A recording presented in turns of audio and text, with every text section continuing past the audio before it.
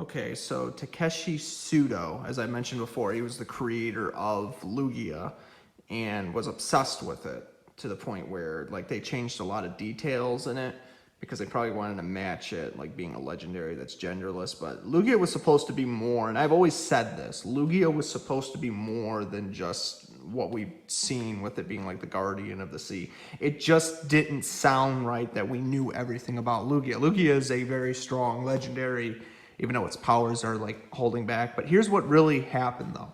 So Lugia wasn't just a Pokemon that was known as, it was like a mineral force Pokemon, not minimal, but like mineral, like minerals and the atmosphere and all that. It was a Pokemon that was able to, it was basically a god that created life on Earth. It wasn't just life that created. This would explain why Lugia has psychic powers. I do believe this.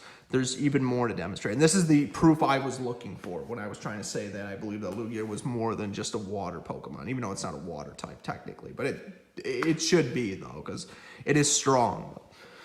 But, so basically what happened was, as far as the story elements go, Lugia is a lot stronger than we think it is. It created not just force in general, but it also created life for Pokemon and humans and on the planet Earth, and maybe even other planets too, you know, if it managed to travel that far out. But anyway, so Lugia, this would explain why Ho-Oh has the ability to like bring people back to life, and it's also like its counterpart is Lugia. So Lugia, it only made sense that if Ho-Oh had those kind of powers, Lugia had to have something similar.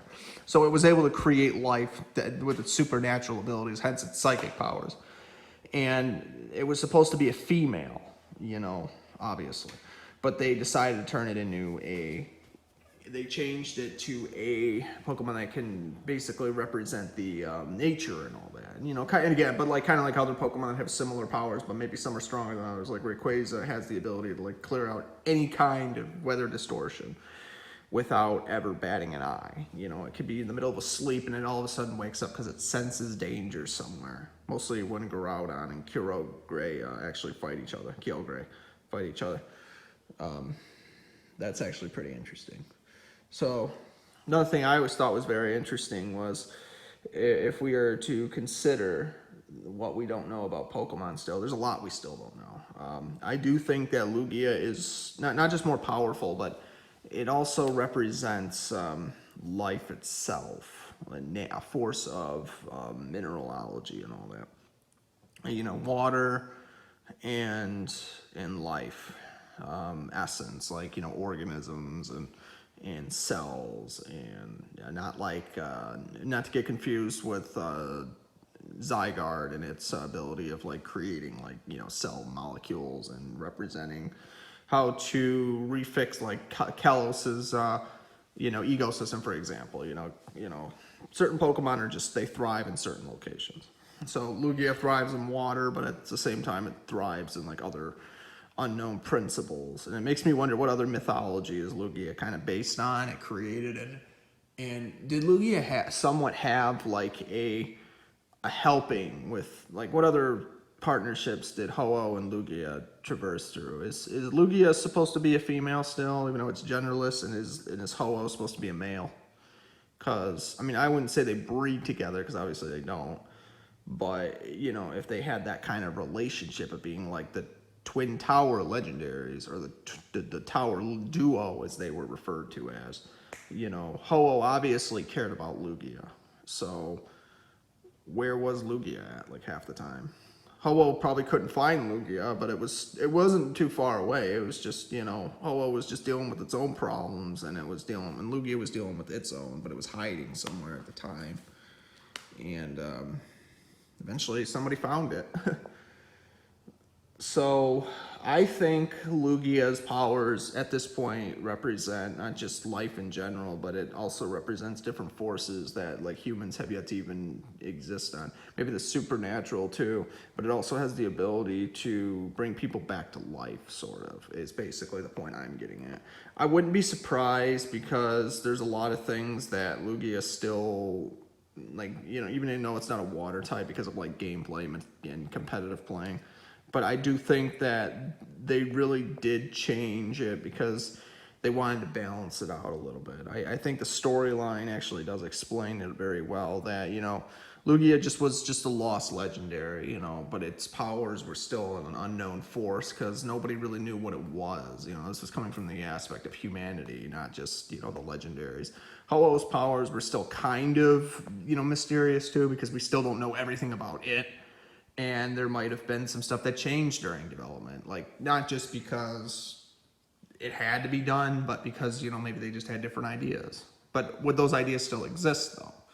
In a sense, I would think. So Ho-Oh is still a Pokemon that is capable of saving people, and it only reveals itself to like a pure-hearted trainer, kind of like Lugia. Lugia went hiding somewhere because its tower burned down and was kind of scared. So the citizens of Eckertique City in Morty didn't know what to do. Or was it Marty? Morty or Marty? I forget which one. We don't, like, they were trying to find it, but they didn't really know where it was at, though. So, was Morty or Marty? I think it was Morty. Morty. But, or maybe it was Marty. I gotta double check. But anyways, so they watched over that, as well as the kimono girls. They watched over the at the dance theater. They watched over the towers and all that. And you also had like the old sages that were watching over like the twin towers and all that. They would probably also watch over the brass tower, or what was remained of it, until it burned down. And then that's where the legendary dogs ran to once they came back to life. You know, basically Ho-Oh saved them, and that was just to give birth to them. And then so, you know, Ho-Oh had his own subgroup of legendaries, but in order to even see Ho-Oh, you had to catch Raikou, Entei, and Suicune, so, or something like that. You know, you had to figure out how to get those guys first before Ho-Oh would come back. It's like a secret to proving your worthiness to it, sort of. And Lugia, it wasn't, you didn't have to get Zapdos, Moltres, and Articuno, but it was implied that Lugia was just hiding somewhere because you had to go find a Silverwing. You know, in order to get the Silverwing, you needed to go talk to the old guy in Pewter City, but he used to be a distant traveler in his day, but who knows, like, who he was and what he knew. Maybe he was a lot more. But it's possible. Anything is possible. Lugia is definitely a Pokemon that I do think had a lot of lost history, in the sense that we still are learning a lot from it. Because even in the 1997 Space World demo, even though Lugia wasn't there, they did still have the Whirlpool Islands. So maybe Lugia wasn't just added at that time, but it was supposed to be. So that kind of actually makes a lot of sense when you think about it. Who was Lugia originally? It's also worth noting that the Tin Tower, no, believe it or not, the Brass Tower actually was in the 1997 Space World demo, but Lugia wasn't there, though. But you caught Ho-Oh at the top of it.